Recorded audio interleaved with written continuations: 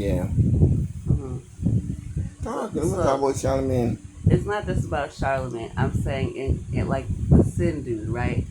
So the thing about people like that is not them specifically. They're asking questions for people who may not be on the higher end of the intellectual spectrum, right? So people, not just, I'm not saying that they're not high intellects or they're not smart. What I'm saying is certain people psychologically, they're not able to receive or respond to what you're saying until they're like that burning question in their mind is answered, right? You'll often see it in children. Like you'll be like, you'll be teaching them something like math, and they'll be like, Mister, uh, how come your ponytail to the left side? You know what I'm saying?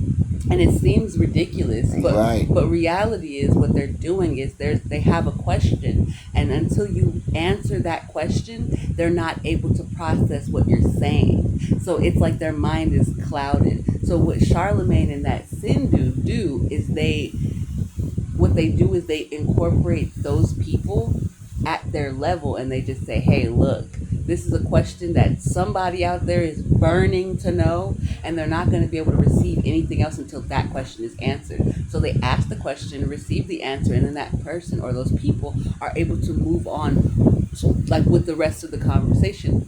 Again, we often see this in children when we teach.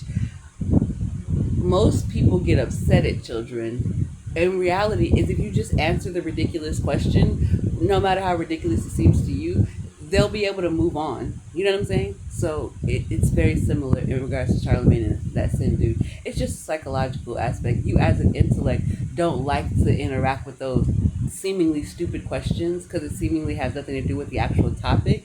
Because you want to just get to the point and you want to know what you want to know. But there are other people out there who have burning questions that seem frivolous to you, but without them, they're not going to be able to listen and to process the information afterwards. Does that make sense? Yeah, it's just that we just kind of find it annoying. Like, for Sure. example, when Charlamagne was actually interviewing, and people were talking about Charlamagne the God. We're talking about Charlamagne the God Mm-hmm. from Breakfast Breakfast Club. Club. He has several other Like, for things. example, when Charlamagne was actually interviewing Forrest Whitaker, one of Mm-hmm. his main questions was, Asked about his eye. yeah, what happened to your eye? Respectfully, What? okay, but respectfully, I never. I have, I have wondered. There's so many things to talk to this man about Sure, as a black man who sure. has achieved such greatness. Right, but however, in everything you're talking about as far as his achievements, people have already been aware of it. People have been made long aware of Forrest But Whitaker. nobody, but somebody However, want him eye. no, it's not somebody. Me. I am one of those persons that in my mind was like, I wondered because a lot of people don't know this. Forrest Whitaker has a brother, right? And I believe they're twins or something like that. I don't know if they're identical twins or whatever, but they look alike. The difference is Forrest Whitaker has the lazy eye. His brother does not. We've actually seen his brother and didn't notice it. We thought it was Forrest, and it wasn't Forrest. It was his brother. Yeah, but who cares about the lazy eye? Well, No. again, the point is this. If there's two separate people and we only acknowledge one of them and we notice it because of his eye, again, most people, including Fediwa, people asked him what happened to his eye and he had to explain it with his mother that after he was born, he went blind in his eye and essentially his eye died. It was like something happened with his eye.